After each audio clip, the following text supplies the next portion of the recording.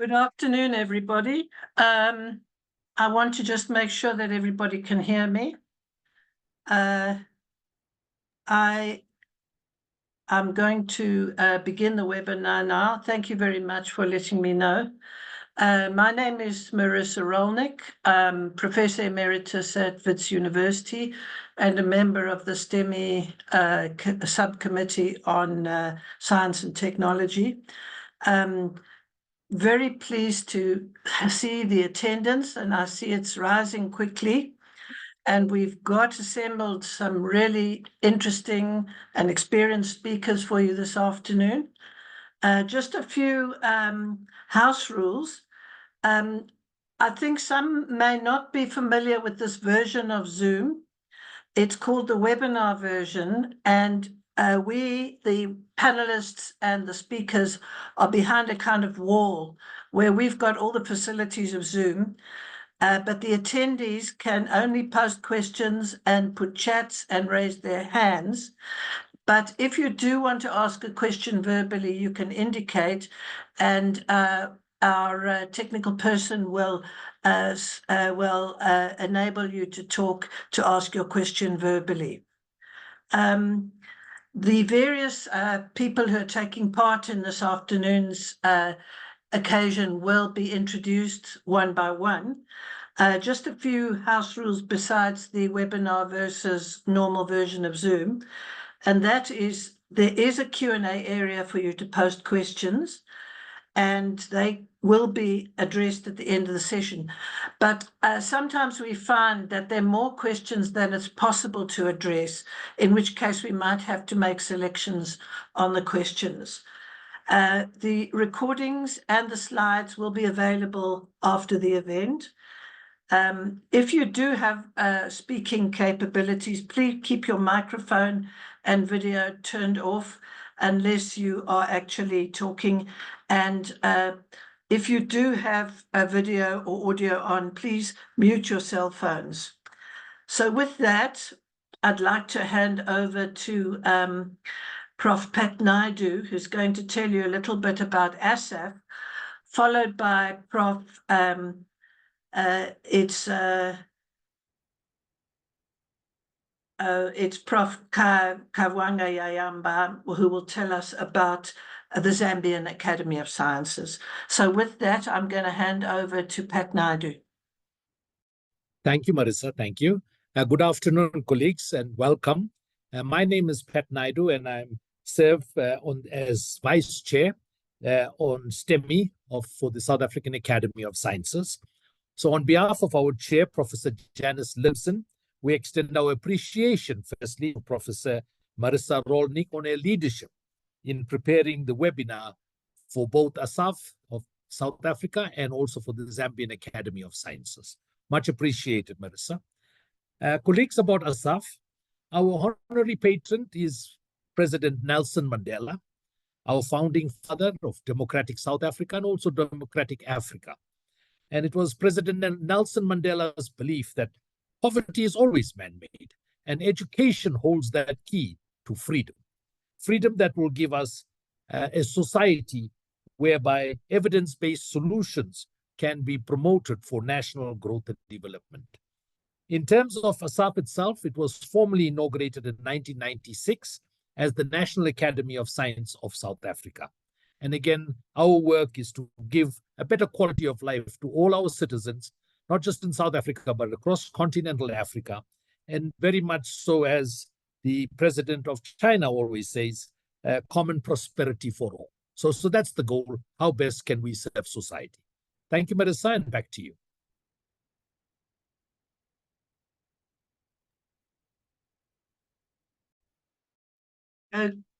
Okay, now I'd like to hand over to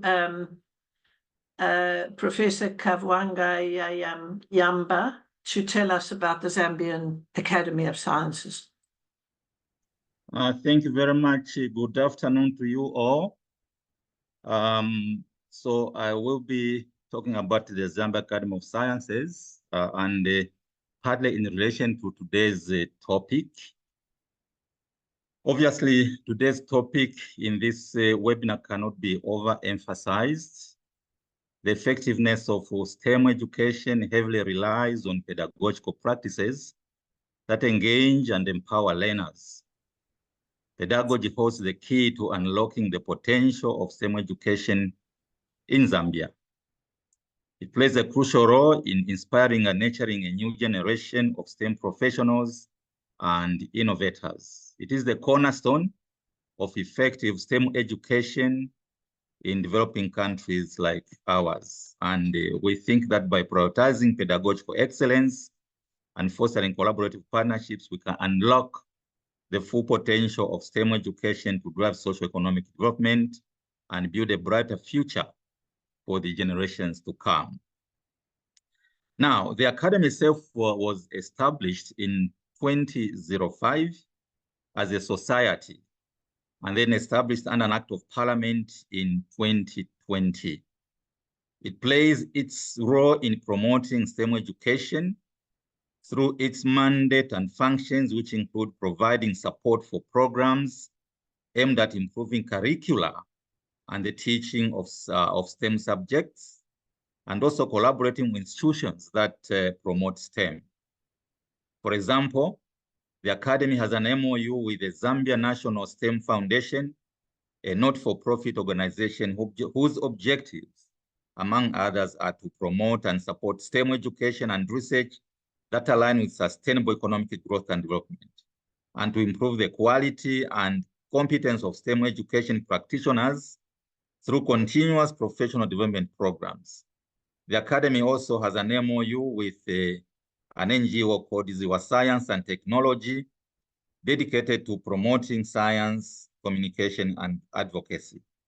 The Academy has also committed itself to supporting STEM by co-sponsoring the Science Week with government, as well as recognizing 2 best secondary school students, 1 boy and 1 girl, through sponsoring cash prizes. And we believe that through such collaboration, we envisage a critical role for the Zambia Academy of Sciences in taking STEM to another level through improved pedagogy. Thank you, and back to you. Thank you. Thank you very much. What I'm going to do now is just show you a few slides on the purpose of the webinar. And I'll just share my screen with you.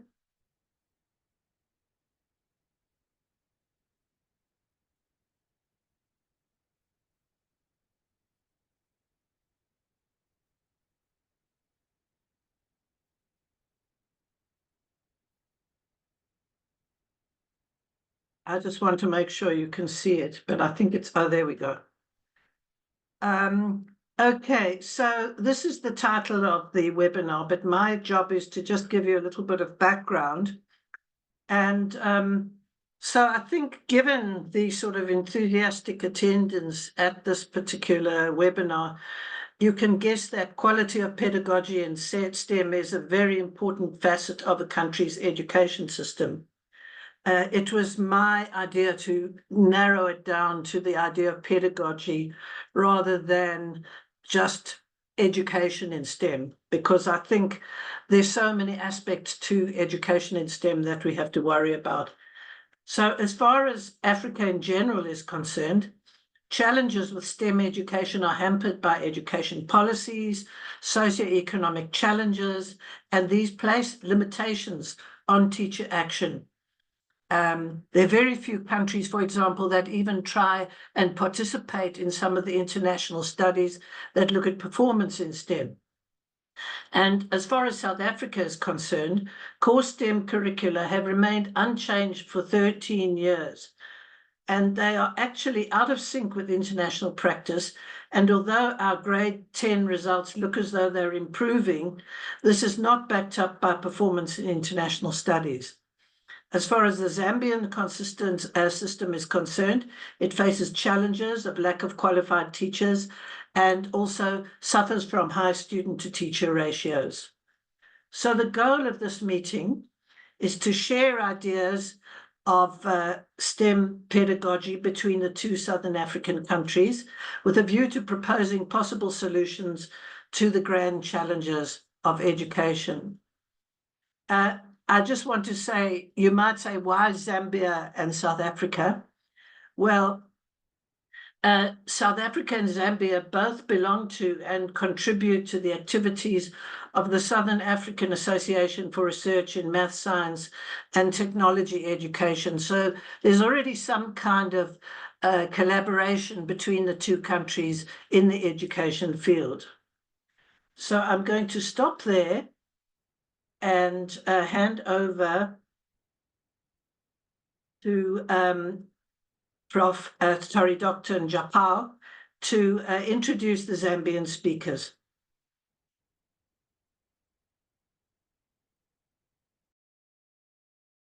Thank you.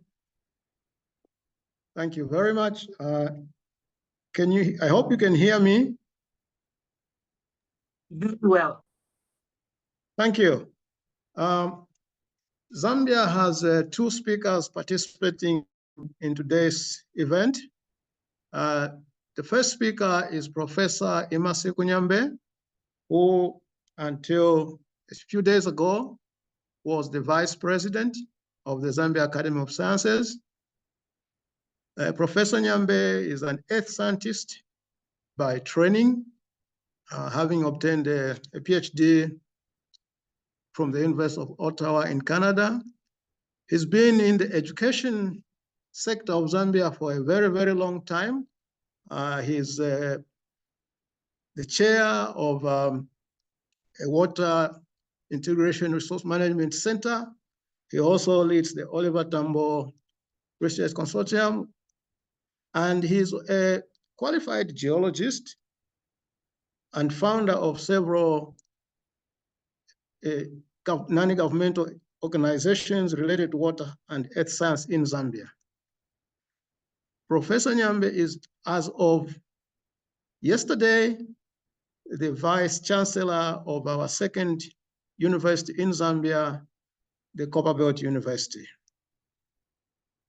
The second speaker from Zambia is Professor Mumba. Professor Fraxon Mumba is currently with the University of Virginia in the USA, and he holds a doctorate in science education from Illinois State University. And he's been in the teaching profession for a long time too, and he has mentored several master's and PhD students in research and teaching. Those are the 2 speakers that will be participating in this webinar from Zambia. I submit. Thank you very much, Dr. Njapao. It's now my task to present the South African speakers. And for that, again, I'm going to share my screen. And if I can see what I'm doing, there we go. And right, so it's firstly after I've given the 2 introductions, the 2 speakers will speak one after each other. And the first speaker is Professor Umesh Ramnarain, who is a professor of science education and director of the Kaltstream Research Centre at the University of Johannesburg in South Africa. His main interest is inquiry-based science education, with a particular focus on its uptake in South African classrooms, where the unequal funding policies of the previous apartheid education system have resulted in learning contexts that are complex and diverse. He's an associate editor of Q1 Journal, Research in Science Education, and the highly regarded African Journal of Math, Science and Technology Education. And when I talked about the collaborations that exist between Zambia and South Africa, Zambia is part of the Southern African Association, and this is our journal. So we share this, all of us. He served on the editorial board of Journal Research in Science Teaching. He's also a B-rated researcher of the National Research Foundation And I must add that he's recently been accepted also as a member of ASSAf. So this is kind of his maiden speech for ASSAf. I'll now move on and introduce the other speaker, who is Professor Elizabeth Mavunga. She's a full professor and distinguished researcher in science education at Wits University, South Africa. Her research is centered on enhancing teacher professional knowledge to facilitate both the understanding of science and its effective teaching for student comprehension. Her work is grounded in the theoretical framework of powerful knowledge theory and the concept of pedagogical content knowledge, which focuses on transformation of content for pedagogical purposes, recently enhanced by the development of further frameworks such as the teacher-related school content knowledge and topic-specific PCK, along with its digital counterpart, digital TS-PCK. These frameworks aim to improve teachers' understanding of science and its teaching in both traditional and digital classroom settings. Her work in advancing teacher knowledge has been recognized with prestigious national and international awards from esteemed organizations, including SACI, the South African Chemical Institute, SAMSTI, and most recently NAST, where she received a fellow award last month in the United States. Leading a research team, Professor Mavunga is at the forefront of digitizing TS-PCK and leveraging the opportunities presented by the Fourth Industrial Revolution technologies. She supervised numerous postgraduate students, delivered keynote speeches at international conferences, and contributed extensively to academic literature through book chapters and peer-reviewed journal articles. With that, I'm going to hand over to our first speaker, and that will be Professor Elizabeth Mavunga. Elizabeth, would you like to share your slides?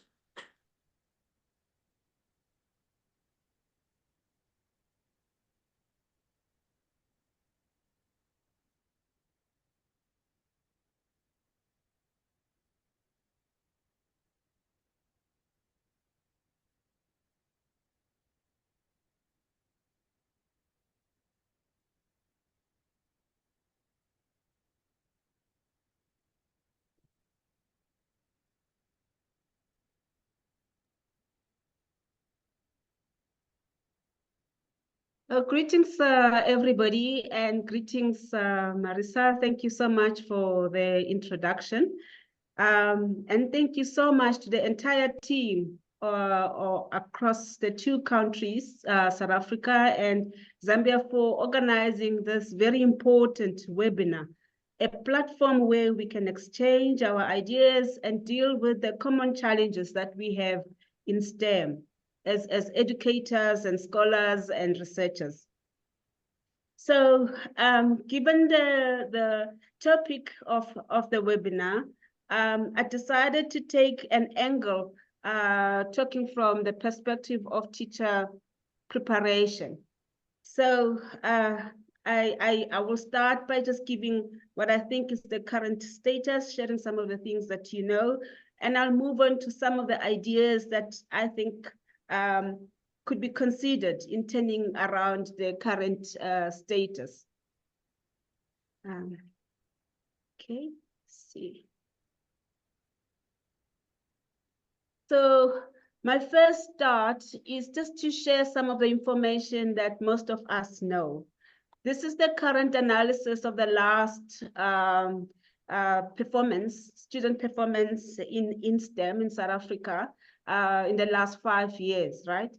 And more specifically, an analysis of the achievements in 2023. One of the things that I want to highlight, and this information has been extracted from the National Senior Certificate that is produced by our Department of Basic Education, available at their website, is that both in physical science and mathematics, we're noting quite a number of students who have not taken these subjects through to matric level, to a level where they can write the exit examination. So this is our first point of observation. Furthermore, the next point is quite known to us a lot in South Africa, that although the reports are reporting in most cases quite what looks like reasonable achievement of students in the 60s or 80s in science, and 50s and so on, and the graph seems to be increasing these high points, the orange bars. The reality is that this is very deceiving in a sense, because it's reflecting high percentages, volumes of our students who are leaving the system with just an achievement of 30%. Now, I do not need to spend time in expanding about the meaning of an achievement at that level. Nonetheless, it is an achievement that allows our students to leave the education system with some reference of having been exposed to physical science or mathematics. And if you look, those who do achieve a little bit higher than 30%, in the 40s, in the green bars, that proportion also across science and maths, it's not exciting, around the 30% or 40% on average there. And further to note that actually those who do achieve recognizable achievement at 60%, they are really a single digit in terms of proportion. So this kind of knowledge is something that we have been living with for quite a while. Similarly, when we look at what maybe technology would look like, there's quite a number of sub-subjects in this kind of discipline in technology, just taking one, digital electronics, and also looking at engineering, graphics and design. This is a formalized school subject in our country. One sees similar patterns. First of all, you see low numbers of enrollment, stable at 391 for the last 2 years. That's not great. And a further decrease of students who are taking up this subject, right? The engineering and graphics. These high, amazing percentages of 30%, they just speak to high volume of what would be actually nothingness. So the harsh reality that is known to most of us and has been for the last few years or decades is that we are seeing now very visibly more and more less South African learners are taking up the STEM subjects at public schools. Those who do persevere to write the matric, on average, 72% of them leave the school system with very meager achievement, right? Only about 3 to 5% attains bachelor pass that eventually goes to develop their professions as in STEM. Now, this is really a worrying concern. And in my view, often when learners are not doing well, when our current generation that we are placing hope for the future are not doing well, questions are raised about those who are teaching them and those who are preparing their teachers. And that brings the whole question back to us that it all points to what is it that we could do. We are not exonerated from this situation. And the next few generations will ask the question, so what did you do? So I also note that Marisa mentioned this, Prof. Rolnick mentioned this, that we are known for poor performance even when our students at primary level or our senior phase of education are tested against global standards that we don't achieve well. And this is a, should I say, confirmation of those who are looking after our system. This was the minister and the deputy minister in a debriefing in Parliament last year. So, what could we do? And this is where my focus of my talk is, having set the situation, that I think it's time we accept that setting up the scene and sharing again these performances, it's not for purposes of blame, but actually purposes of coming with real functional solutions on the ground. And one of the things when you're looking for a strategy, you tend to look at those who are doing well. So there's quite a number of countries that we know are doing well in STEM, but I have chosen Singapore out of the basket, partly because Singapore shares quite a number of similar elements that we can relate to. And I'm not saying similar to us, I just mean relate to. That it's not very long, just under 50 years actually, that they had an education system that was under pressure as well, that was not as best as we know it today. So that tells me something is possible and it's doable, right? And also, the first thing that is seen very clearly is that they had a very intentional focus on ensuring their citizens are highly developed through education. The recognition of education, and particularly STEM subjects, as very influential in developing a very effective human resource for any country, for its economy, and so on, cannot be overemphasized. It's well documented. Now, when you look at our countries, South Africa, Zambia, the economy is not exciting, actually has been declining. So it is not out of the norm for us to start looking at the education, and particularly education in STEM, and trying to raise those. Now, when I look into their system, especially from a point of teacher preparation, there's quite a few elements I want to highlight. Their education system is very centralized and supported. When I mean supported, I mean higher up politically and so on, where major decisions are made. It's a single specialized institution for teacher education and preparation that is called the National Institute of Education, located in a higher education institution. There are advantages that I think comes with a centralized point of focus, right? The system is integrated, coherent, well-funded. It's relatively flexible. It's expert-led at the ground level, those who deliver at that delivery phase. National high-stakes examinations at the end of primary and secondary schooling exist, just like in our case. So however, they have a good alignment of curriculum, assessment, and instruction, right? So that is very important. Now, learning some lessons out of this, I have suggestions that I want to put forward. And I must declare upfront that my suggestions, they may sound very radical.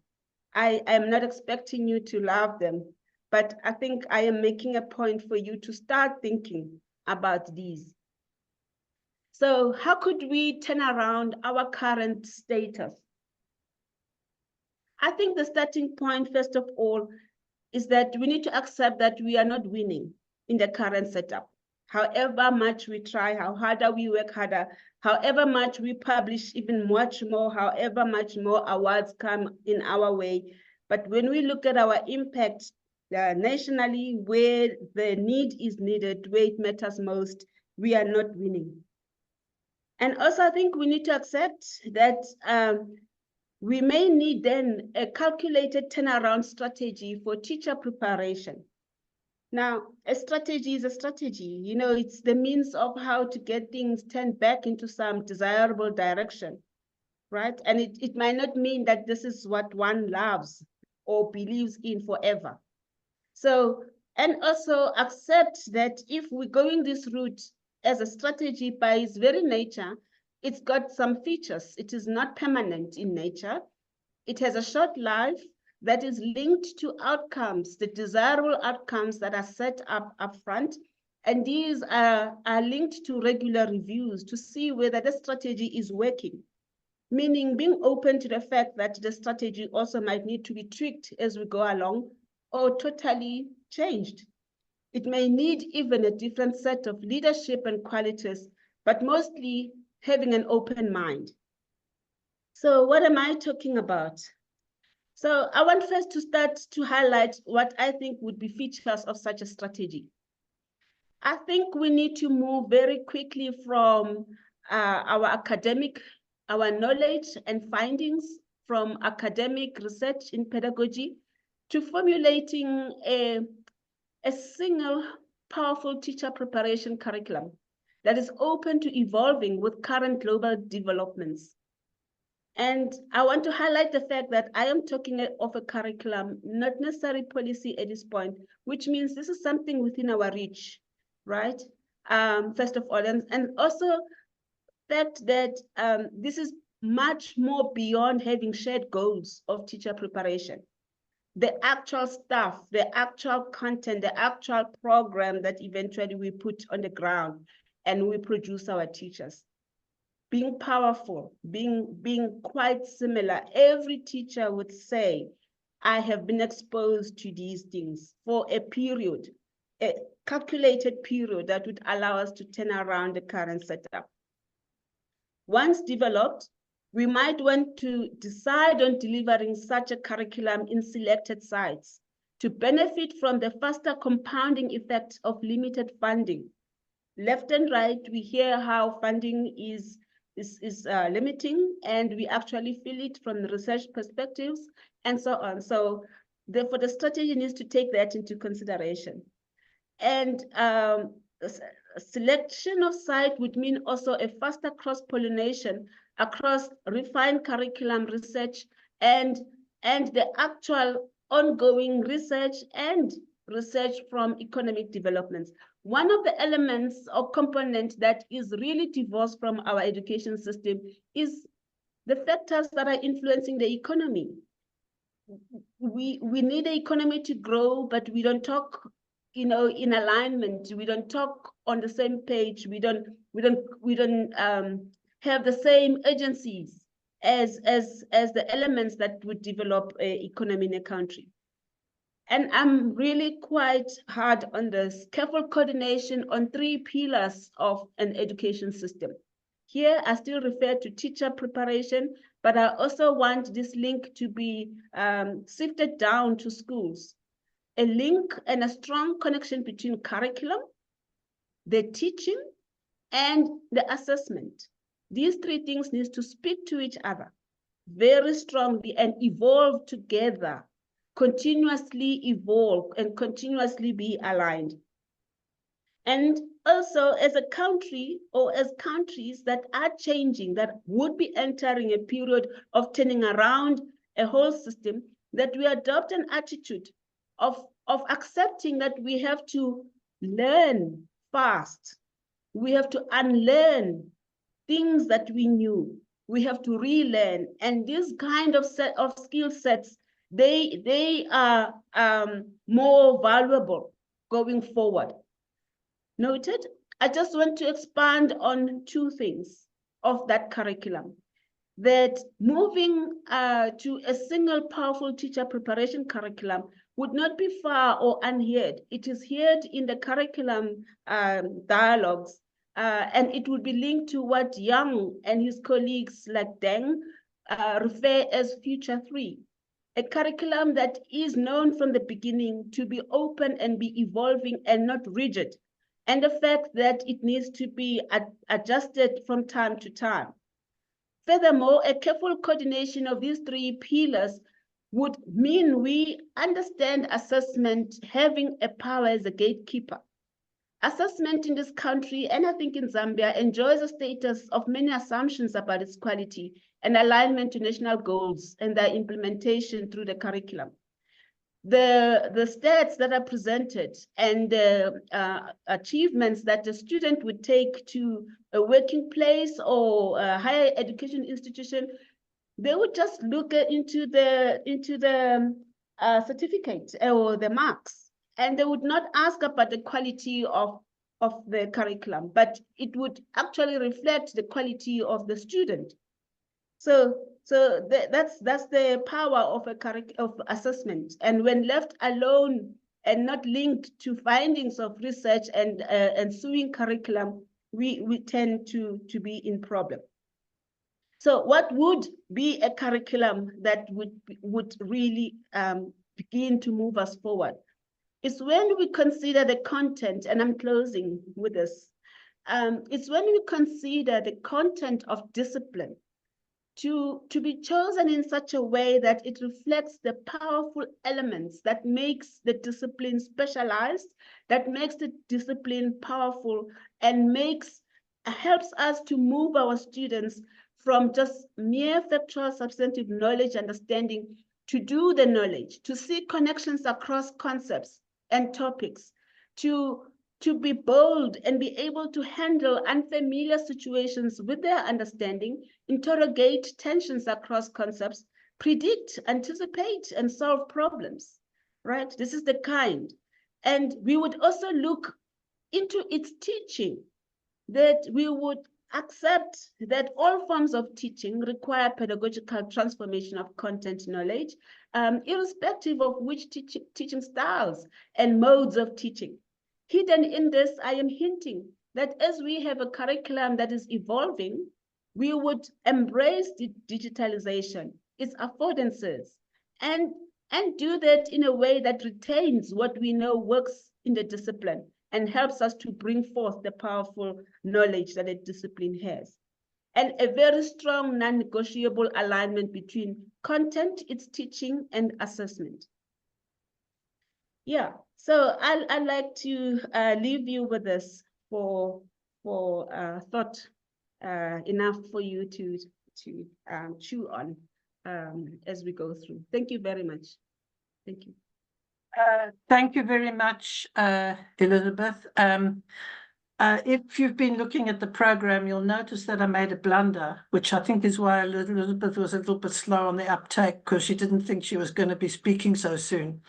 So my apologies. We're going to revert to the order of the program now.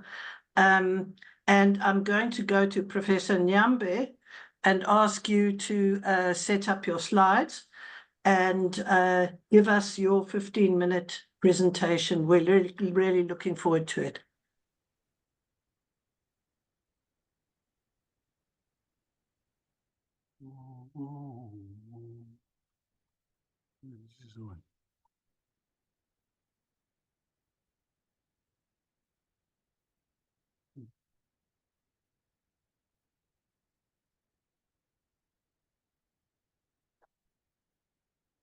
Is it already? Hello, can you see it? Hello? Yes, I can see. We can see it and we can hear you very well. Okay, I see there's a raised hand. Just while I've got the mic, we will be answering questions afterwards. So if you can put your question in the Q&A box or raise your hand a little bit later. Thank you very much.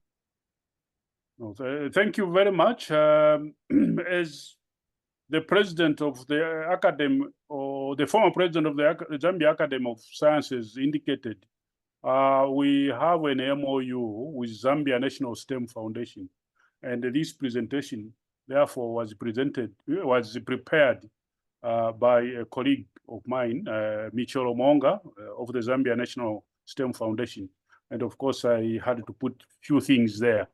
And here we were just trying to highlight what is STEM education in Zambia. Wait. Let's move down. Okay, so the Zambia National STEM Foundation, of course, is in partnership with the Ministry of Technology and the Science, and of course the other stakeholders there. It means stakeholders like ourselves. Okay, and they are quite active to promote STEM education and of course, by also empowering women, girls, and boys in Zambia since 2018. In short, they are a bit older than us since we were brought in by Act in 2020 ourselves. Okay, the idea is to ignite Zambia's STEM revolution, especially among youth and the young ones as the leaders of tomorrow. Our proposal that we are putting forward, because we are trying to make STEM as an in thing. If you look at the Zambian setup, you find that all the old schools in Zambia that were built with, I'm giving an example, with a Bunsen burner. A Bunsen burner is in chemistry, okay? They have all been turned into STEM schools, okay, all over the country. And so what the foundation and us, we are geared to see if they can promote the establishment of centers of excellence, and of course try to upscale them, to incubate, promote, and of course make sure that STEM results in the innovations that we would like to see in Zambia. So some of the things that have been done, how come this slide is what? That has been done is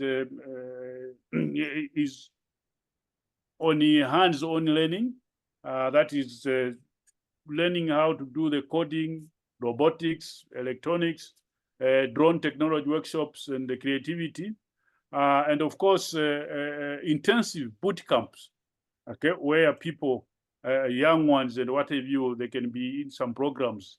Some of these have been done, like 11-day program that was done in Solwezi, Itashiteshi, and a month-long coding program for high school girls, and 3-month coding boot camp for some of these young people.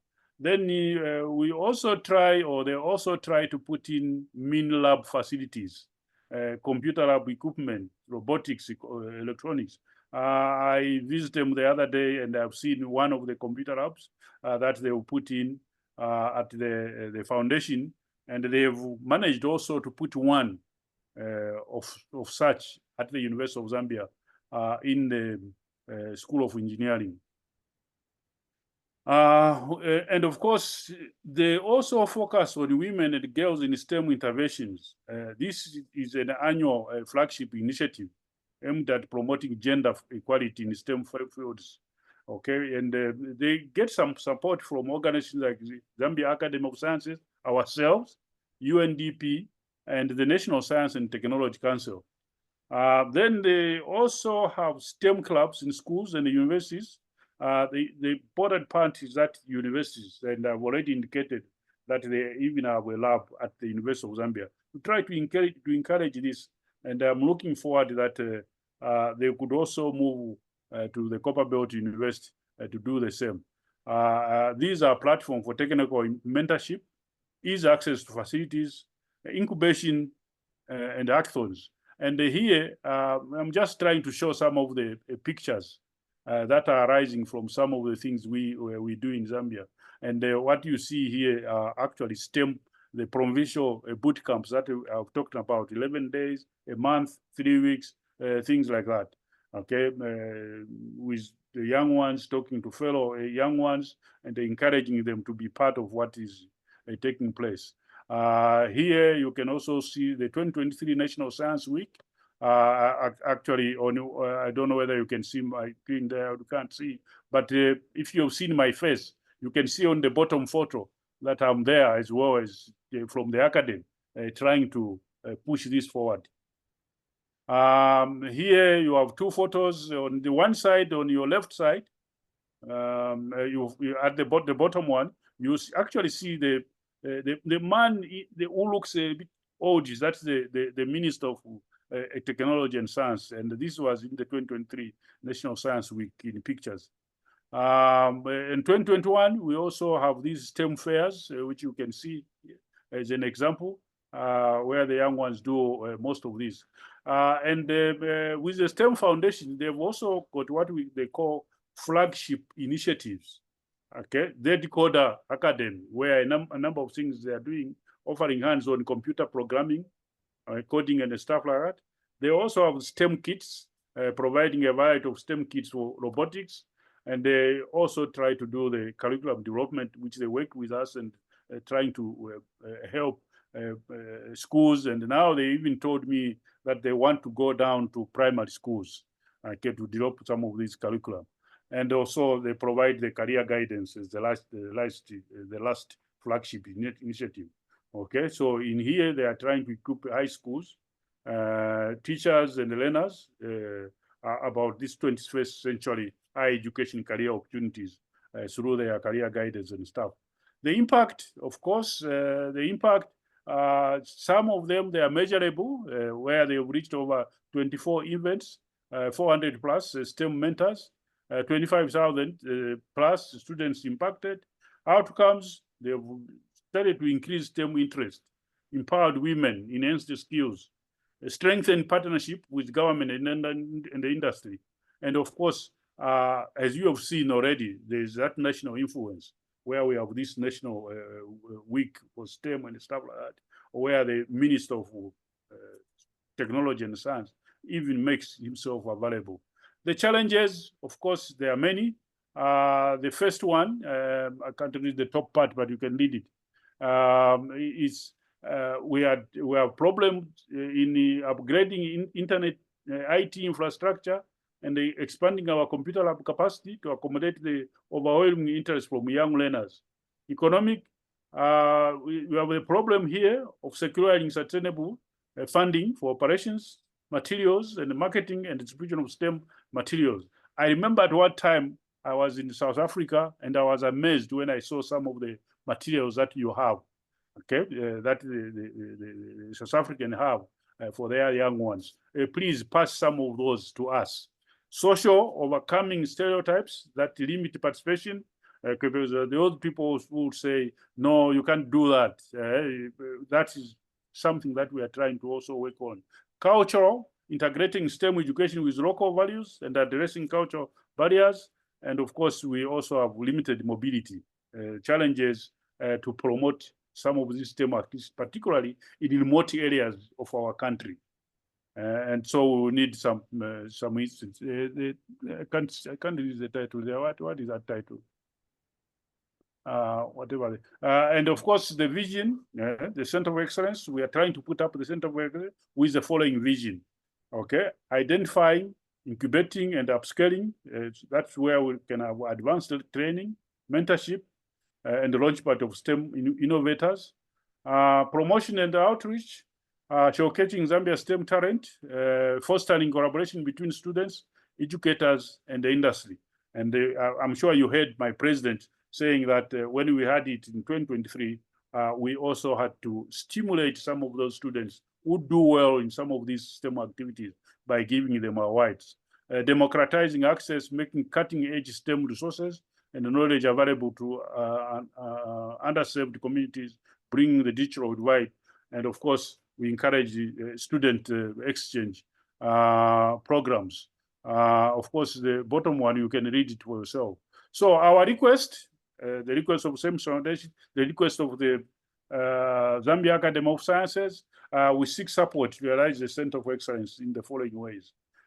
Funding, we are open to put up proposals which we can put up together, okay, so that we can construct, equip, research, and the operation costs that are needed for this STEM technology.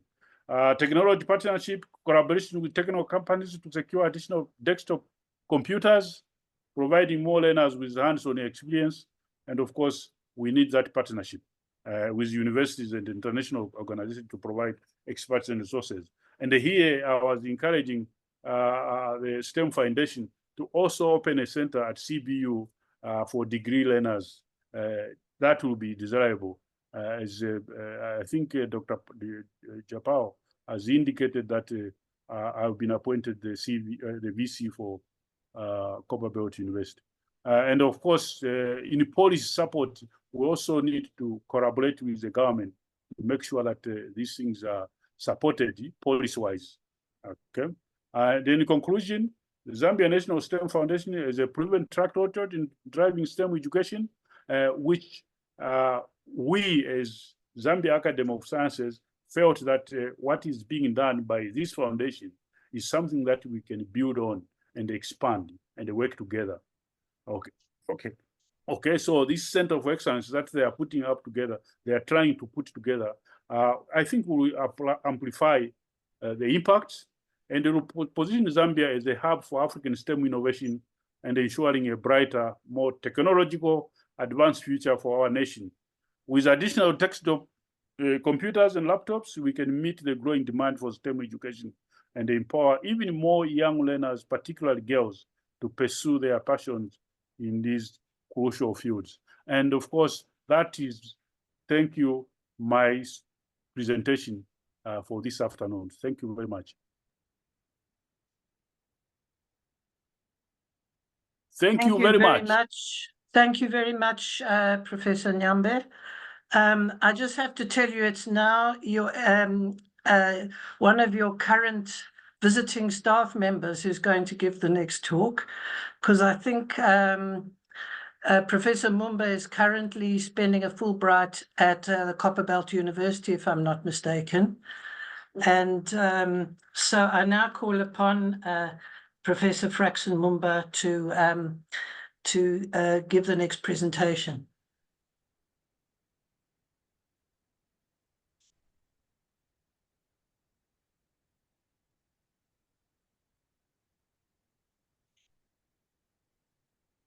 Thank you, Marisa, for organizing this talk, and thank you, Dr. Japao, for the introduction. My name is Fraxon Mumba.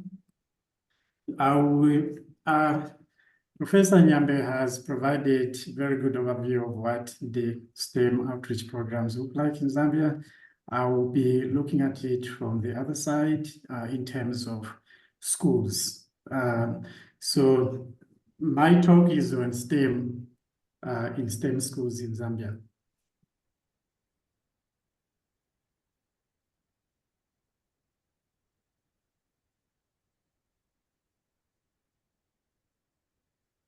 So just briefly, for the people who are not familiar with the Zambian education system, we have a centralized system just like any other country in Southern Africa, from early childhood to tertiary education system.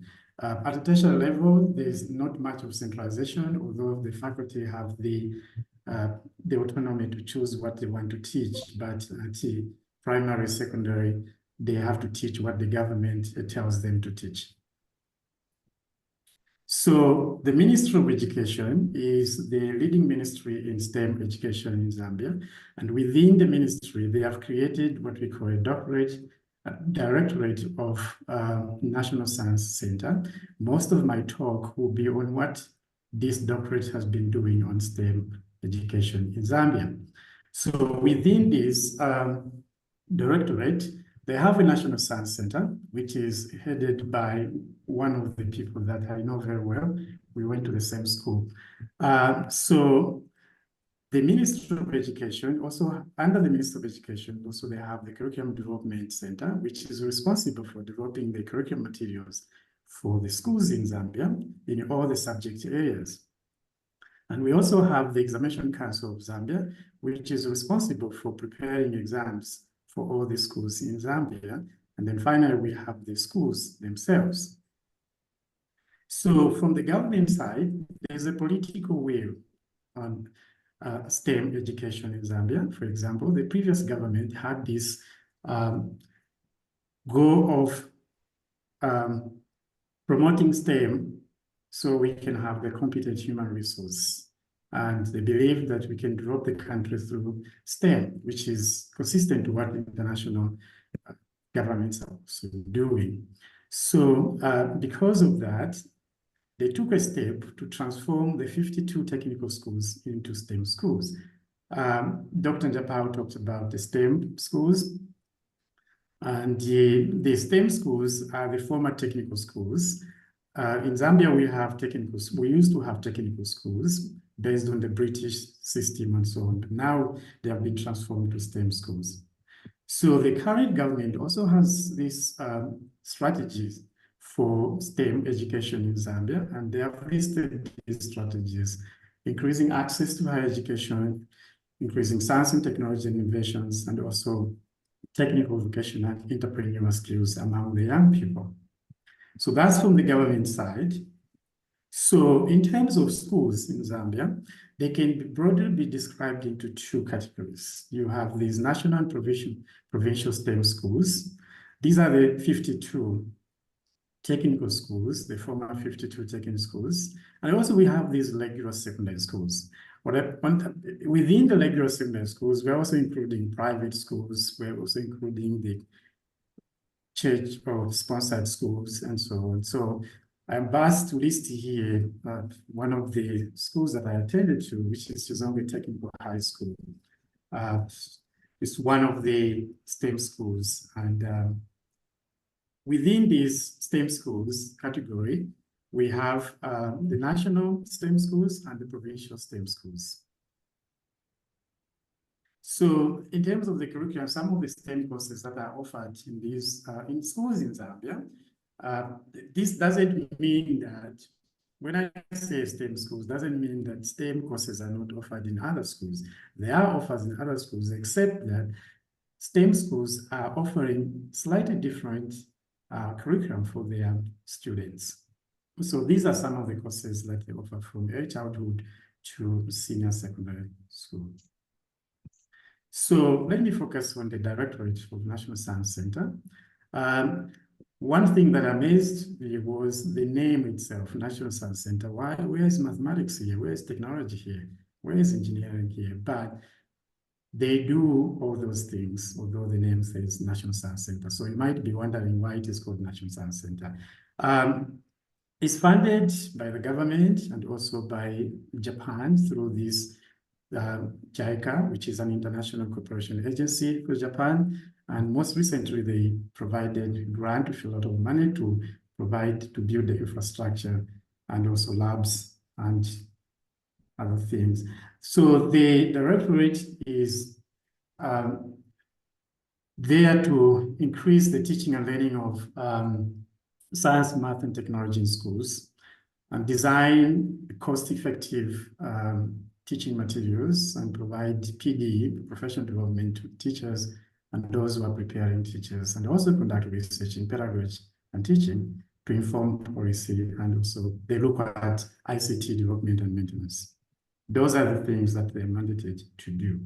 So one of the things that they do, or we do in Zambia, in addition to what Professor Nyambe talked about, the boot camps and other outreach programs, we also have this formal outreach program by the ministry and through this directorate, which is JETS, stands for the Junior Engineers, Technicians, Scientists. This has been going on for a long period of time, and the students is open to all the students, including those who are not in school.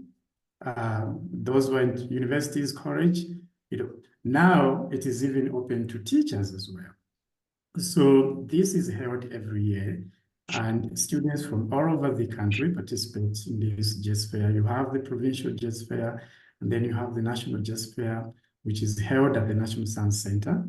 And along the presentation of their projects, the students, there are also students who are selected to sit for tests in mathematics. These are very difficult tests, science and mathematics, and also they take part in quiz.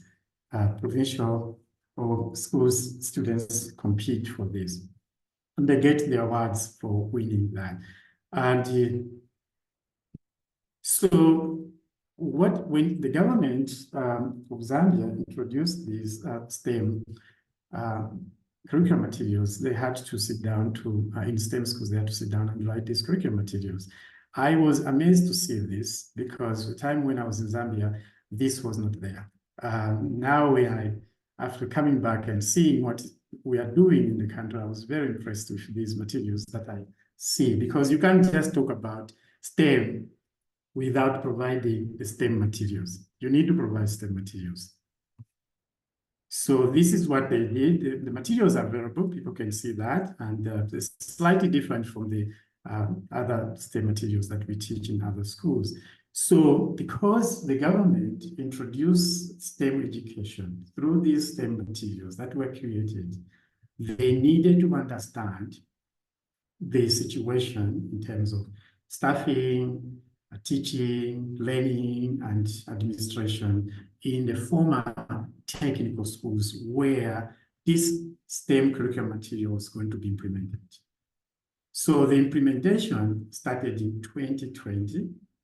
And what they did is did a study, and in 15 out of the 52 schools. So before the implementation, there was a study that was done at National Science Center to find out the funding, the teaching, the administration, and the other things in the schools before implementing the STEM education curriculum. So that study reported that there was poor management of infrastructure and resources, limited support for teaching, the curriculum implementation was not well done, there was no standardized criteria for selecting teachers and students for those technical schools. By then, they were technical schools. And then there was no formal link or links with institutions of higher learning and industries. Remember, in this case, we're talking about the institutions that are involved in teacher preparation. So they recommended more training of leaders in the schools before these technical schools can become STEM schools. So after that, they implemented the STEM education curriculum in those schools. And the study was done to assess the implementation of those of the curriculum in the STEM schools. Again, this study was done by the National Science Center, and they reported what they did is that they were looking at, they wanted to see how much the teachers understood the STEM curriculum itself, and also how they were delivering that or teaching that STEM curriculum, and how the students were learning that curriculum as well. So you can see they focused on the lessons that the teachers were planning, how they were teaching, and also the progression of the learners and the tools that they used. You can see they used mostly qualitative tools to collect the data, and the targets of the people that they talked were head of departments, headmasters or principals, and also the students, and then the teachers. So what did they find? They found that there were several positives in the implementation of STEM curriculum in STEM schools, meaning that 87% of the schools that they studied implemented the STEM syllabuses after they received them. And they also found some improvement in the labs, the ICT, and in terms of personnel, they were qualified heads of department, some of them with second degrees, and teachers, and also administrators. However, there were very few teachers in the design and technology and the hospitality and tourism subject areas. So some of these areas that were likely, there were impediments to the attainment of the curriculum intentions, and they suggested or recommended that there's need to revise even the STEM curriculum itself, to make some adjustments. Remember, this was the first time they were introducing the STEM curriculum in those schools. And then there's need for capacity building of school administrators and STEM teachers, meaning that they should still have professional development training for these teachers and administrators. So what does this look like in terms of assessment? The assessment in Zambia is centralized, just like the education system. The Examination Council is responsible for that. We have at 3 levels, grade 7, 9, and 12, when there are national exams.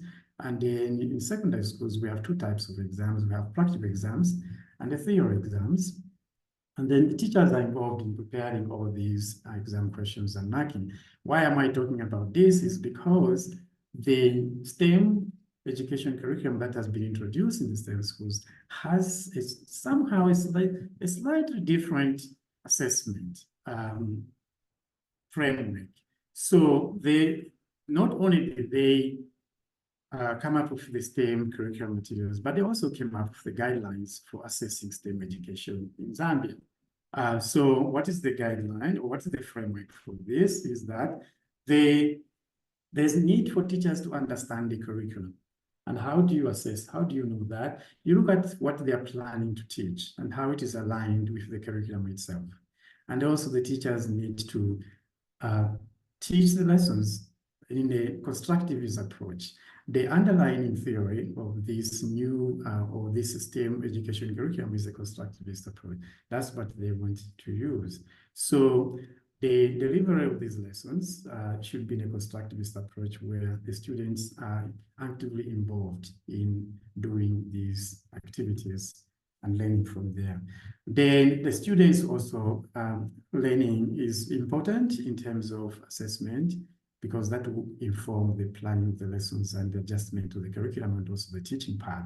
So in other assessment, as I talked about, was that there was only a summative approach where the examination council prepared the final exams and students sit for those exams, and their future is decided by those exams, the performance in those exams, which I found difficult to understand up to now why we are still doing it this way when a student has done all the work during the school year or during the 3 years of senior school, and that work doesn't even contribute to their final grade.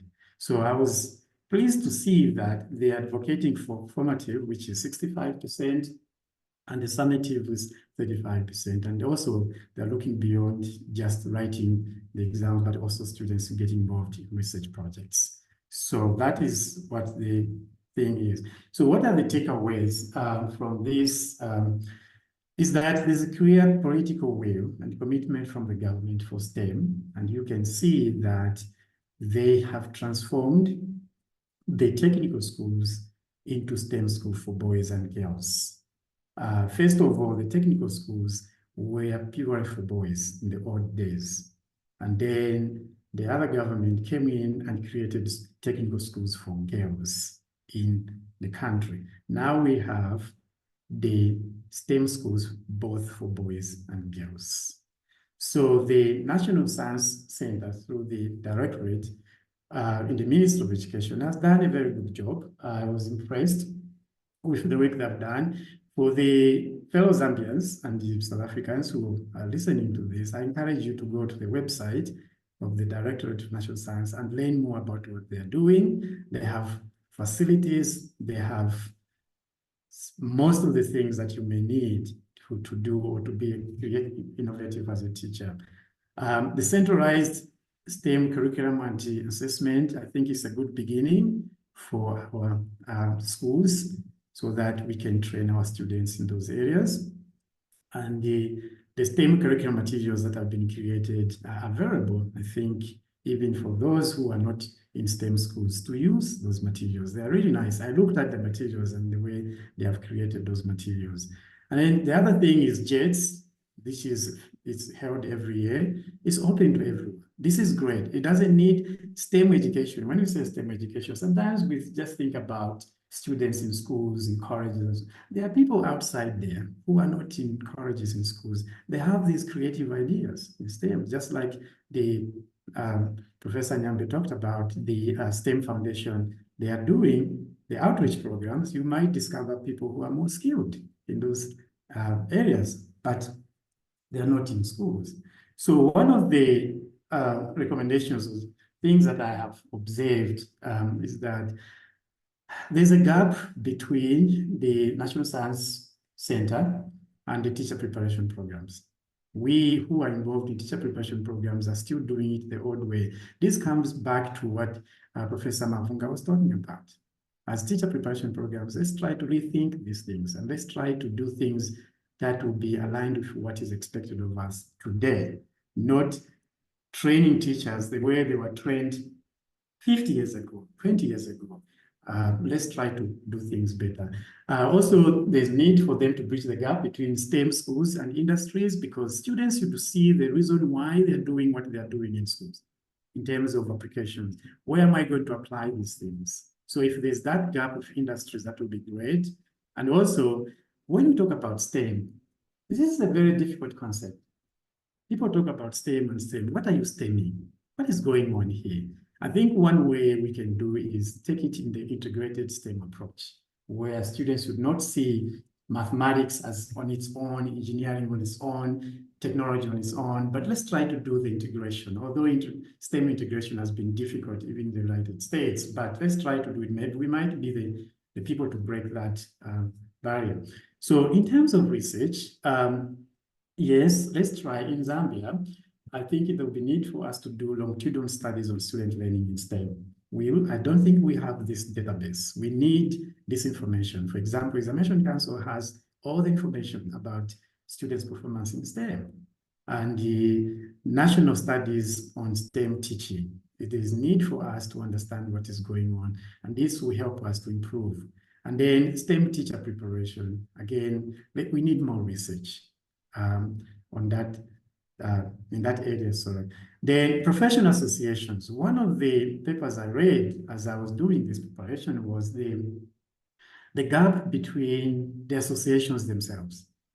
Professional association. There's a Zambia Association for Science Education, but there's one for mathematics, there's one for technology, one for agri and home economics, and so. But those associations, they work in isolations, and yet they are all designed to advance STEM. So let's try to bridge the gaps between this, and they should play a major role and establish. One of the things we can do to promote STEM, even in Southern Africa, is to share ideas. What we are doing in Zambia in the classroom at a practitioner level, and we are doing in South Africa, let's try to establish a practitioner journal in each of these, or just one. I see that we have the JAMSTEP, which is the Journal for Research in Science Education in Southern Africa. But what about the practitioner journals? I'll give you an example. Like in the United States, we have 8 practitioner journals, and these journals are for each discipline. That's where teachers and teacher educators share ideas, how to teach, how to integrate STEM, how to treat all these guys. I've already seen somebody is posting a question, do you have resources for astronomy? Do you have resources for this? This is where they can find the resources. So as a Southern African community, let's think about this. And the other thing is funding for research. Although governments have political will, like in Zambia, they have a political will for STEM in schools, but that will can only be realized if there's funding. Let's try to get funding. Funding can be found in the government, but there are several international foundations that can fund some of the research, especially in the areas that have not been studied in our countries. So those are some of the things I thought. I would like to acknowledge Dr. Benson Tembo, the director for the National Science Foundation, for the job that they are doing at the National Science Center. And as I said, if you haven't visited their website, please visit their website. If you haven't visited their facility, please visit their facility, and you'll see the work that they're doing. Also, the reports that they have put out there, and the ministry for encouraging people to do STEM, and also for developing the STEM curriculum materials, because in the past, we were just saying we're doing STEM, but what does this STEM look like? Now we have something at least to see what this STEM curriculum looks like in Zambia. So that's what I have. Thank you very much for listening to me.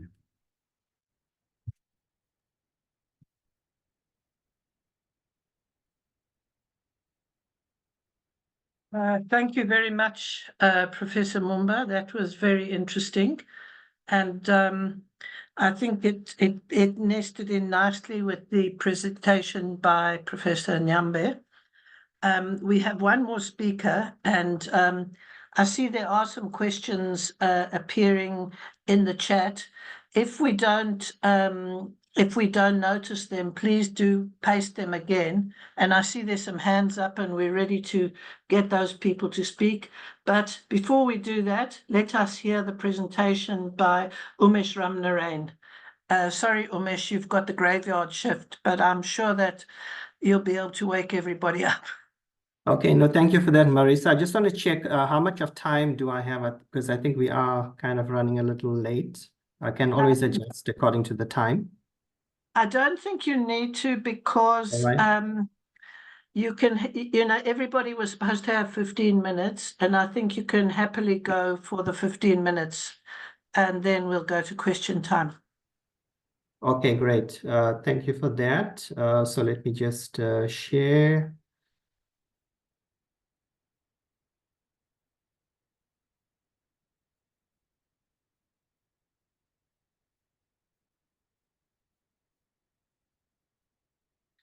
Okay, all right. So thank you very much, Marisa, for the introduction. And it is certainly a great privilege for me to address the audience at this platform. And it's also a great honor to follow such esteemed colleagues.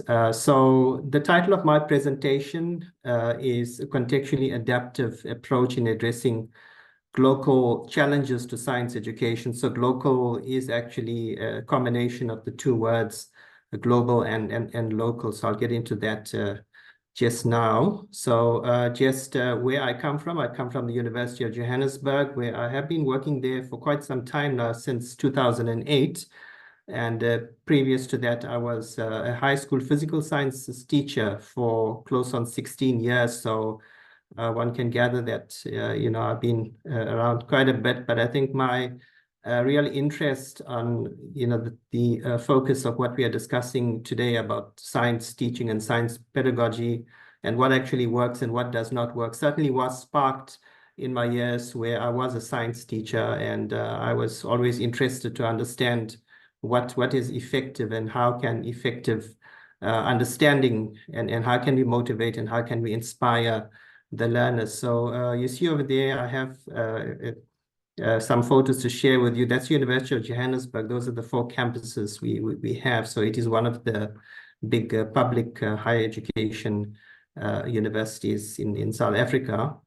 So perhaps you can start off by looking at this image, which I have, a cartoon, and I think it's something that perhaps a lot of us, when we were learners at school, we can relate to on this type of experience. So you can see that there's a lot of blah, blah, blah happening, and this is what our learners have to digest, and we expect them to be all excited about science learning and to have career aspirations towards STEM careers and take up future tertiary studies at university.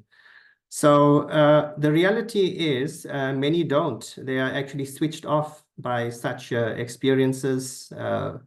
And those who do succeed, and we give credit to them, despite this type of instruction happening, teacher-centered learners cast in the role of passive learners, many are able to succeed through rote learning and pass the National Senior Certificate examination, and many end up with quite strong distinctions from my experience. But I think what is also quite disturbing is even those who do have the potential to pursue further studies, many of them decide that they don't want to continue with STEM education, and so they branch off in other areas. So that I think is something which is quite a damning indictment of what is actually happening in our classrooms. And my colleague Elizabeth has already painted quite a bleak picture looking at the NSC results. But at the same time, when we benchmark with other countries in the TIMSS, which is the Trends in International Maths and Science Studies, we've come out historically at the bottom of the class, and even in comparison with our African counterparts. And although our resources, socioeconomic status is more favorable to other African countries, somehow, we are not performing in those international benchmarking tests. So this is one way in which we can describe the experiences our learners have. And this is a quotation from Glenn Aikenhead from Canada, way back in 2007. So I'll just read it out. He says that the science is portrayed as being socially sterile, impersonal, frustrating, intellectually boring, and dismissive of students' life worlds. This was way back in 2007, but I'm guessing, and I think I can attest that not much has actually changed since then. So I was fortunate a few years ago to be approached by Routledge Publishers, and they wanted a book which would speak about the status of science education on the African continent, because there had not been such a manuscript before, although there's been very good research taken place in this context. And so as the editor, I obviously wanted to map out as best as I could what are some of the experiences and challenges we have. So I engaged with my colleagues in other African countries and invited them to contribute chapters towards this book. So the book itself and what we learned from the book was not startling. In fact, my colleague Marissa did a review of the book, and she commented, this is nothing new that we have learned. But I thought that, having this platform whereby we have academics from different African countries engaging critically with some very common issues, it is a good exchange, and also for us to synthesize all of these trends and issues in one manuscript that people can look at, and which kind of gives us now a good overall perspective of what is happening in science classrooms across the continent. I found that to be quite useful. So I just want to draw a little bit from the book, and which speaks about what is the status of science education. And firstly, from a curriculum perspective, we noticed that in curricula across the African continent, there are many commonalities. There are very much similar curriculum goals and aims which are articulated in this curriculum document. What we also see is the influence of globalization has also stimulated reform, which has taken place, especially in school science curricula. And we have seen a number of these waves, as we know, in South Africa, and much of it had been stimulated and motivated by the political change that had taken place. And we see that there's a strong emphasis on inquiry-based learning, something which has certainly occupied my attention now the past decade and a half, doing research in this and trying to understand the implementation of inquiry and what are some of the factors and forces that enabled it and what does not. So we do see this very much curriculum goal across these curricula. So I have spoken about global, and so we see there both a combination of global and local influences, and it's very well encapsulated in which is globalization, and combination of globalization and localization. So at the same time, what we also see across curricula is there is strong recognition of local indigenous knowledge, if you wish, and there are certainly goals and specific aims which address the teachers that they need to find ways to try and integrate this indigenous knowledge, which I think is absolutely fantastic, because this is our cultural heritage, and it is something which needs to be addressed. And of course, embedded within this indigenous knowledge, there is also rich scientific knowledge, which is not acknowledged as we know. So I find that this is a very strong goal, and unfortunately, it is not something which is effectively being addressed, but I will come back to that point just now. So in terms of the goal, we see priority being given to the learning of the content, the scientific knowledge, the concepts. We want learners to acquire an understanding about the nature of science, and also how is it that the scientific knowledge can be applied in society. So what would be some of the societal benefits of learners now acquiring the scientific knowledge? So I'm just going to move on, and just want to share the slide with you, which speaks now about the science learning experience. So what we would want to happen is that we would want our learners to engage with physical phenomena around them.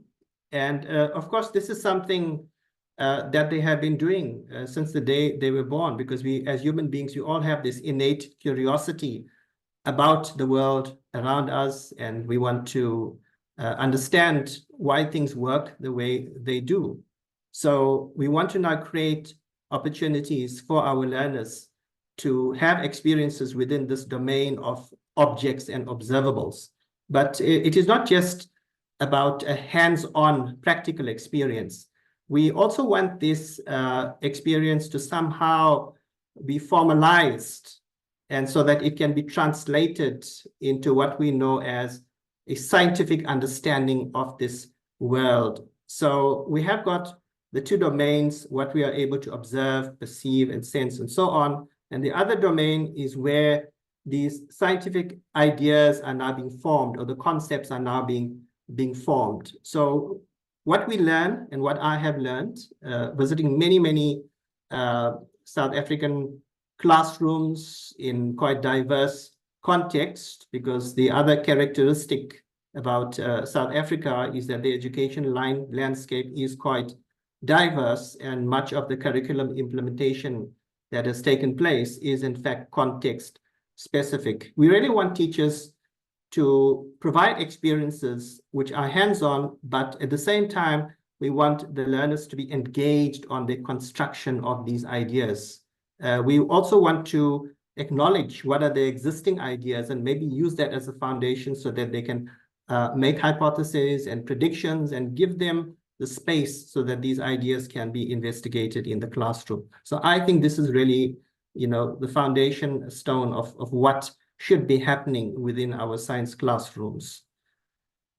Okay, so it's about connecting the hands-on to the minds-on, and this diagram actually comes from Robin Miller, and it was proposed in 2011. So I draw a lot of this on this particular slide in trying to understand how science learning should happen, and if you can explore it even deeper. So on the left-hand side, we have the real world, the physical world. We want the kids to ask questions about that. We want to tap into that innate curiosity that they have. But unfortunately, the type of experience, as I showed in the first slide there, is that this curiosity, unfortunately, is being stifled because they have a different type of experience of science.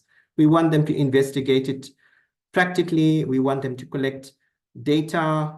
We want them to try and make sense of the data, make inferences on the data, and come up with some explanation of this physical world, and for them to now make the connection between these explanations and the theories and models which have already been constructed. So these are the three spheres of activity for scientists and engineers, and this is from the National Research Council in 2012.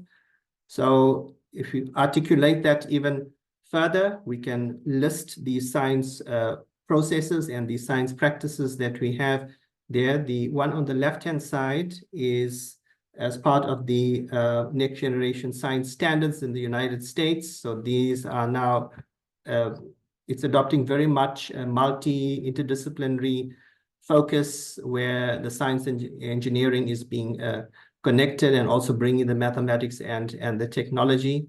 And so, of course, I remember way back when in South Africa, the first wave of curriculum reform was about outcomes-based education. And a very important concept in outcomes-based education is that we wanted to give our learners this interdisciplinary perspective on knowledge, and about science teachers, maths teachers, and technology teachers, and even English teachers, all working together.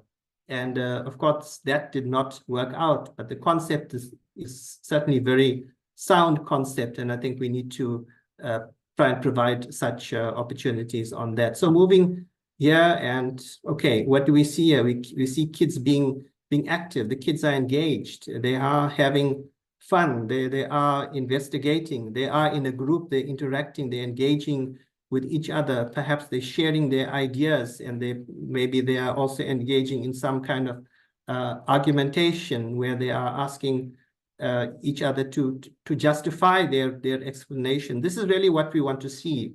But this is very much few and far between, a very select few classrooms that we find in this country. So, of course, as a researcher, I want to have an understanding of the situation out there.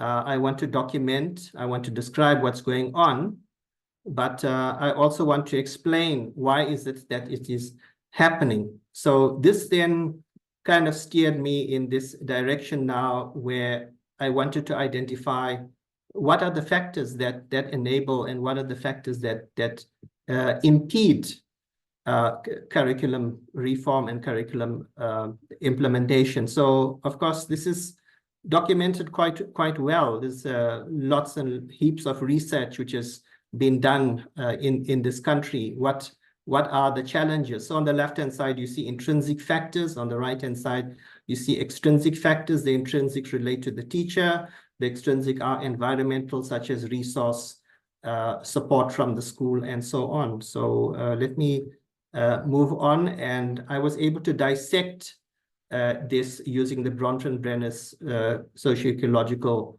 theory of development. I will not get into that because we don't have enough time. And then adding to this layer of complexity is inquiry-based learning. And much has been written, much has been documented on that throughout the world. And Barbara Crawford has written quite a bit. I do follow her work quite extensively. And she referred to it as a complex and sophisticated way of teaching. And of course, this is now one of the core aims and curricular goals that we have in the science curriculum.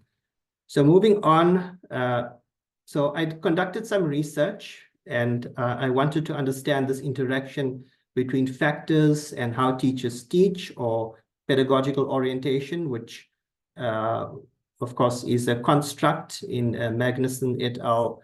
PCK model. And so the way in which we can look at pedagogical orientation is you can categorize it based on the assumptions we make about scientific knowledge, where on the one hand, science is presented as a known product, and related orientations there are didactic, direct, and active direct, and these are very much teacher-centered.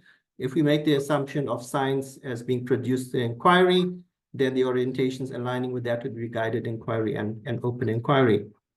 So we administered a survey to teachers in and around Gauteng, and the survey instrument was comprised of items, scenario-based items, where firstly we describe a teaching situation, and then there are options, and each of the options, A, B, C, D, would correspond to a certain pedagogical orientation. So I'm just going to move straight on to the findings there.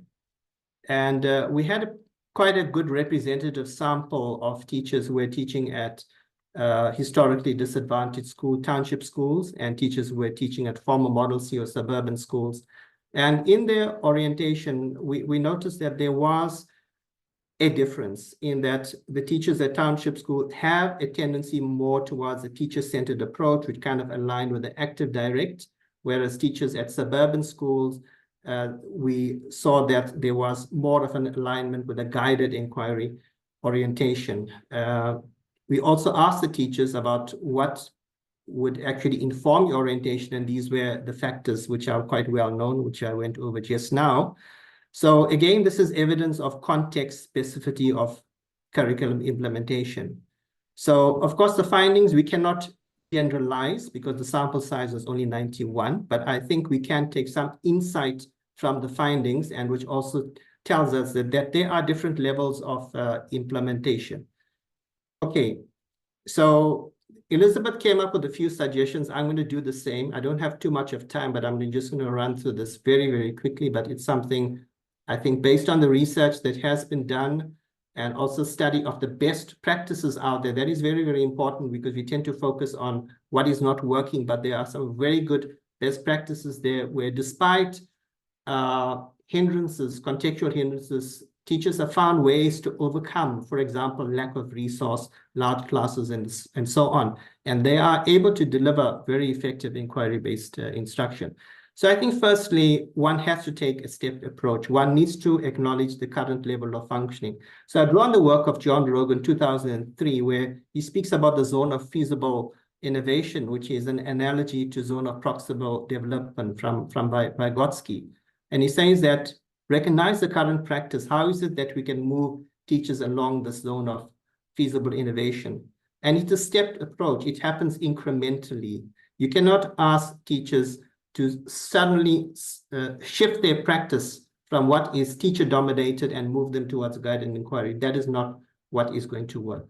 So the second, I'll move on to the second guideline. As I said, one has to study more the best practices of teachers. One has to take a grounded approach and try and build models which are contextually related and contextually adaptable to our own environment. So I think there's a lot we can actually learn from how is it that those teachers are able to deliver inquiry. Then one needs to now look at a holistic approach. Collaborate with teachers, partner with teachers. I think teachers have, a different perception of universities. They have a different perception of teacher educators, and they feel that we are just, trying to dish out something and they're expected to now accept it and deliver in the classroom. So I think we need to support teachers in driving this innovation. We also need to bring scientists on board as well, partnering with scientists. Approach which I've investigated is the empowerment evaluation approach. Basically, it stems from social justice. It is about empowering teachers, being critical friends with teachers. And the essence of this is that teachers will only reform their practice if they are able to initiate change, but they need to be supported in initiating that change. The fourth guideline, what I also like and also researched, is that we need to create these hybrid spaces for learning to happen. Kids from home, they have lots of experiences which are passed down to them from their peers, the adults. They already know quite a bit when they come to the classroom. We don't always acknowledge those learnings. Cultural knowledge, if it does exist, if it is rife, also influences their scientific beliefs. We need to appropriate that cultural knowledge. We need to now, in this era of digital literacy and heavy focus on advanced learning technologies, much of the learning can happen in the virtual space. So one has to acknowledge now that the overlap of these systems will create this hybrid space where the learning can happen, and maybe it can be quite effective learning that can happen. So this year also speak on the hybridity, and as I said, the curricula have a strong emphasis on cultural relevance. So drawing on the framework of ESDC, embodied situated distributed cognition, for cognitive processes to be stimulated, for conceptual understanding to happen, one has to now draw upon physiological, which is hands-on experiences, and the anthropological experiences, which is going to happen in the socio-cultural world. And there is evidence to suggest once we draw from these two worlds, that is when concepts are formed. This is when cognition is going to happen. The fifth one is on technology. And of course, Marissa indicated that I'm now heading up a research center, a research laboratory, which looks at these advanced learning technologies and what role can these advanced technologies play in supporting learning. So we are doing research there, but the backbone to this is what is the pedagogy that can be used to try and guide teachers in the integration of this technology. So I think that's something we need to be looking at more closely. These are some of the simulations which we have developed, drawing upon cultural knowledge. So the one on the top left, you will see there, that is the brewing of the cultural beer in Komboti. At the bottom left-hand side, we have developed a virtual reality simulation on phases of the moon. On the bottom right-hand side, it's addressing sounds using cultural drumming. So these are ways, making the learning of science to be more relevant, making it more appropriate, but at the same time, preserving the cultural knowledge. And the last slide I have over here is another innovation which we have introduced in our teacher education program, and that is to develop a virtual reality classroom. And so teachers are able to present the micro lessons in this, and through learning analytics, we are able to draw data from this and then generate a report whereby we can have a discussion with teachers on what happened in the classroom. And so in that way, make them more reflective of their practice and hopefully influence the way in which they're going to be teaching. Okay, so Marisa, I think that's where I'm going to end. Apologies for rushing through all of this, but thank you for the opportunity. Thank all four of you for the immense effort that you've put into this presentation. I just want to say regarding that book on practical work, I did give it to people in a, there's an IUPAC study for practical work, and they were desperate to find people in Africa, and they were really excited about your book. So don't be despondent, Umesh. No, it's fine. Thank you very much. I liked your review, by the way, because those are the types of reviews which we need to have. Thank you so much. Yeah. Okay, so now we're over to the audience, and I think I'm going to hand over to Dr. Njapal and Pat Naidu to handle the questions. I think it would be okay to go on for about leave about 5 minutes for the closing. We can do about 15 minutes for questions. I did notice some questions, but we'll ask our question raisers, and if I see some, I will also draw their attention to them. So that's thanks from me, and over to the audience now. If you want to talk verbally, I think there is somebody who can make that possible for you. So over to the question hand. Thank you, Marisa. Thank you. Good afternoon. My colleague's going to join me. I see there's 2 hands up from attendees. There's a hand up from Kogi Govende and Penny Magwanga. How do we access their input? Rajeshri, if you could guide us. Prof, this is Renata speaking. I will allow the attendees who've put their hands up to ask questions verbally. So I think Kogi has put down her hand. She's lowered her hand. Yes. Penny still has Penny's hand sustains, yeah. Penny, if you want to come through, thank you. So Penny, if you can just unmute yourself, you can go ahead. Yeah.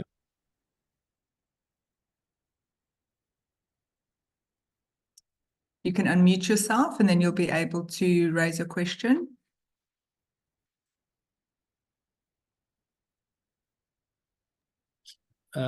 While we're trying Penny, I see James Nirendra has come through. You want to try James?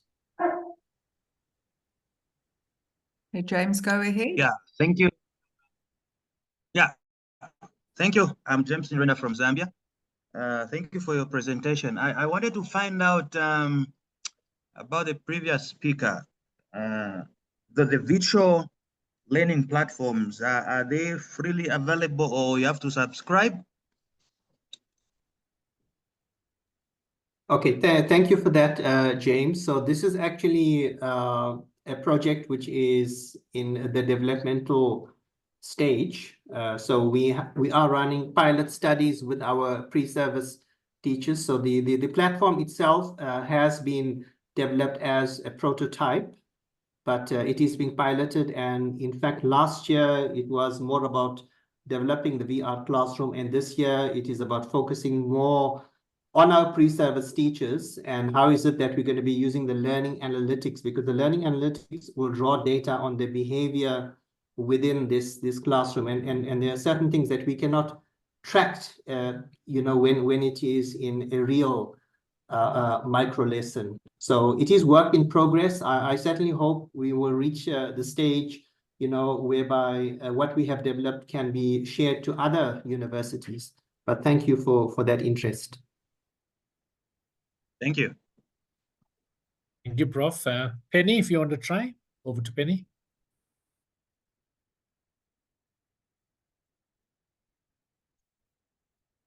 No, I don't think we're getting a response from Penny. Let us proceed. Let us continue. there were some questions in the chat. Yes. I think if you scroll through the chat, you can probably do those. Yes, I'm going to do that next. My colleague, do you want to come in here and support me? Over to you. Thank you. In the chat, we had a question from James Nyirenda. He had asked about life sciences kits. That question was based on the availability of STEM kits as presented by Professor Nyambe. Moses Msonda had asked about outreach programs we may have or may not have relative to astronomy. And Todd Johnson commented on the decline in either performance or numbers in STEM as presented by Professor Mavunga, and wanted to know or understand whether that decline was linked actually to low motivation and perhaps pure remuneration in STEM-related careers. And on the same line, I think James Nyirenda again came up with a comment whether that performance is a result of highly reduced hands-on experiences by the learners. So perhaps either Professor Mavunga or Umesh could respond to those questions. I think they were directed at them. Thank you. Thank you.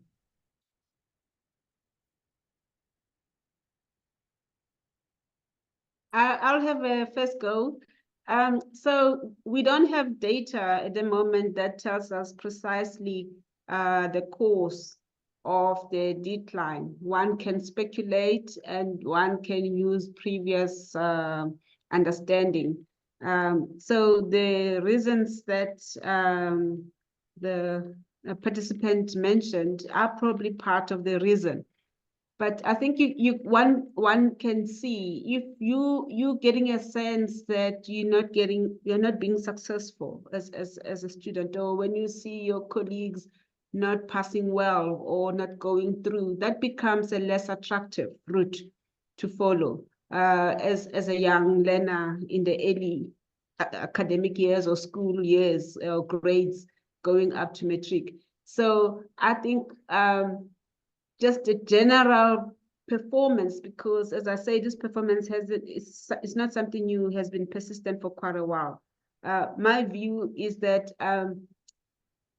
the pattern that students look at them, when they look at options to take, the science or the STEM doesn't seem to be very attractive. It seems to be requiring extraordinary input than what the school is able to provide to help students achieve reasonably for progression into more attractive higher education or places of work. Yeah, so we don't have data on it.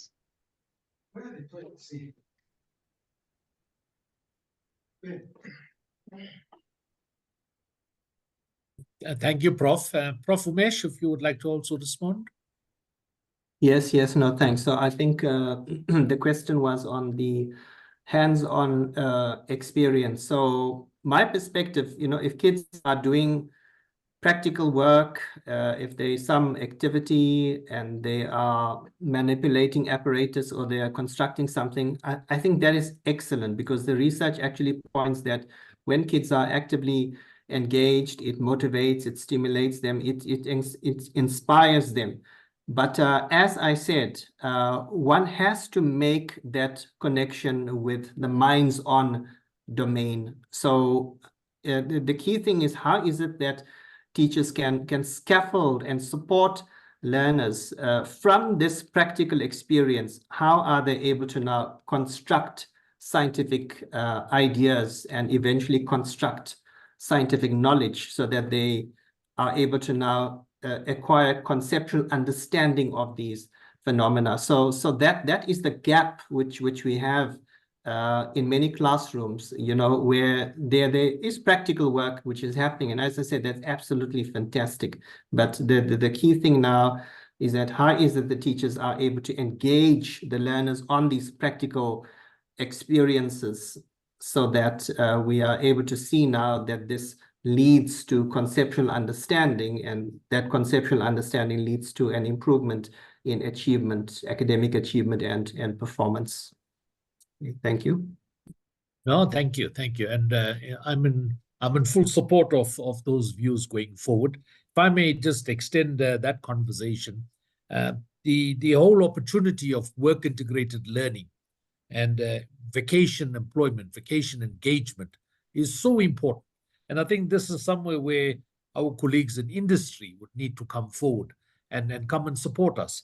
And they need to open the doors of the private sector, the public sector, and take in our students, our scholars, and give them that experiential opportunity. And I think this is something that we need to work on as an academy, as the Academy of Science, both in Zambia and South Africa, whereby we push on our captains of industry for them to come forward and play their part in terms of creating and stimulating the excitement and that hands-on experience for our students, and to extend that also to the scholars in the high school. And I think we will be able to bring forward a new generation of scientists, engineers, technologists who could then come forward and serve the greater society going forward. So definitely an area that we should work upon and give it our full attention. I know the captains of industry will come back and, you know, they'll give you the sort of financial angle of it. You know, it's not economic, it's tight economy now, and it's not possible to do it.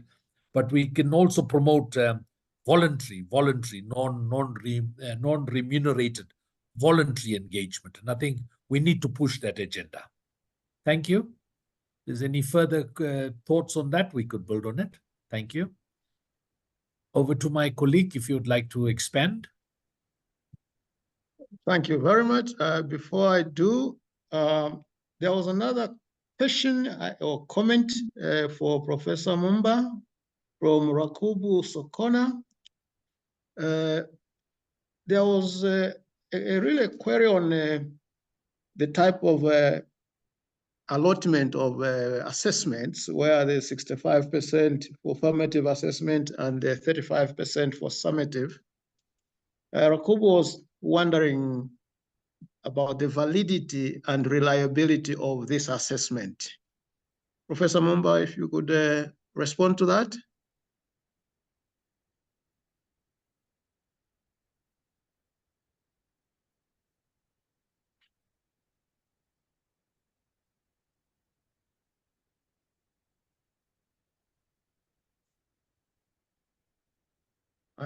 I suppose Professor Mumba has dropped off. Perhaps we could proceed. I could say something about that. It looks like he's lost his network. There is a common belief that if you leave the assessment up to the teachers rather than to a public exam, it loses validity. Which I don't think is a totally correct assumption, but I think the question is probably coming from that direction. And I would like to have more professional faith in the teachers personally.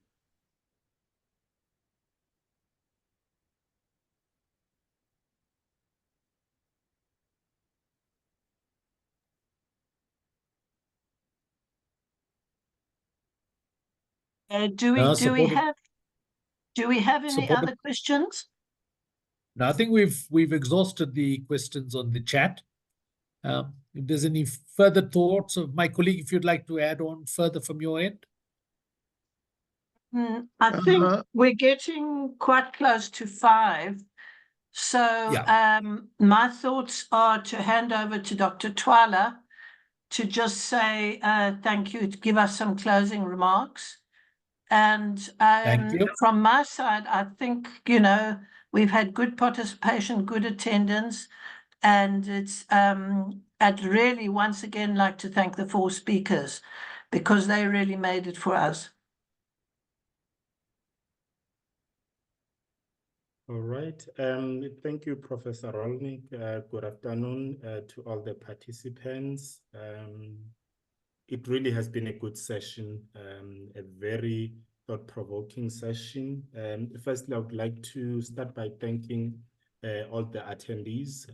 This really wouldn't have been as exciting and engaging had you not been part of this session. So we really appreciate that you supported both the academies on this very important subject, because even if you are not at basic level education yourself, but this affects you because you do have families and loved ones who are actually in that pipeline. I also do think that Professor Rolnik, that glitch of starting with Prof. Mabunga, it actually worked well because it delivered the message that we are really not winning. The statistics that she presented, and it's not normally how it is presented when for example, the matric results are announced, and then there's a national debate, at least in South Africa, around that. So thanks a lot, Professor Mabunga. We really appreciate your insights, and we really would like to get maybe in the future on how we can consolidate the evolution of curriculum, teaching, and assessment. But thank you for your inputs. Professor Nyambe, as well, thanks a lot for your presentation. The gender inclusivity lens that you emphasized is really important, because what we get at the latter phases of education or the career really speaks to what we are having also at the foundation level. For example, at any level within the science, technology, and innovation circle, we are really battling with gender inclusivity. So we really appreciate what you shared, that you are emphasizing on the gender inclusivity. We really appreciate that. Professor Mumba, your insights with regards, what I took home is your approach to extending the Olympiads, the Maths and Science Olympiads, to even non-school going youth. You know, I do not know the figures in Zambia, but I do know that in South Africa, we've got a notable proportion of youth that is not within the schooling system. So it is really encouraging, and I think it is something that needs to be widely adopted by other countries to take up science even to those, because science does not belong in the classroom or university corridors and labs. It belongs to society. So thanks for sharing those insights. And then lastly, in terms of our speakers, Professor Ramnaryan, thanks a lot for, just unpacking some aspects. We normally think finances are a key hindrances or a key hindrance to most of our endeavors. But what you illustrated is that, at least from a South African point of view, we were not able to match our success in STEM subjects relative to our public finances. So there are other aspects that we need to pursue. And I was really fascinated by your thoughts around stimulating, the young minds, because that is actually where those questions about thinking, why is this happening? Why is that not happening? Why is it raining? Where does the water come from? Why is it hot? It's really at that young state where we can really advance such. The next, I would like to thank our organizers from our Zambian counterparts, Professor Njapau. We really appreciate your support. You've been with us in this journey for quite a while, and I can assure that we wouldn't have been able to deliver this without your support and coordinating this within the Zambian Academy. From ASSAf, Professor Rolnik and Professor Naidu, you've really championed this from the STEMI Standing Committee. We highly appreciate that.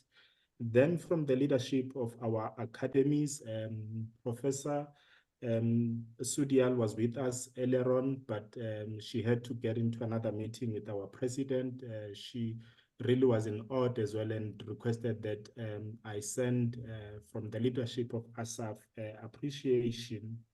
And then also Professor Yamba, we know that for a long time you have been emphasizing that we need to look at this, you know, not only jointly between South Africa and Zambia, but within the continent. And we hope that your thoughts and wishes and having taken this step today will really advance the continental engagement in this subject. Then lastly, from the ASSAf Secretariat, I would like to thank Rajesh and other colleagues in the background. I know Renate and Red have really assisted in pushing this to what we have today. And everyone from the Secretariat, we kindly thank your support. And ladies and gentlemen, with that, I would like to officially close this webinar, which has been a success. Thank you all for your participation. Bye-bye.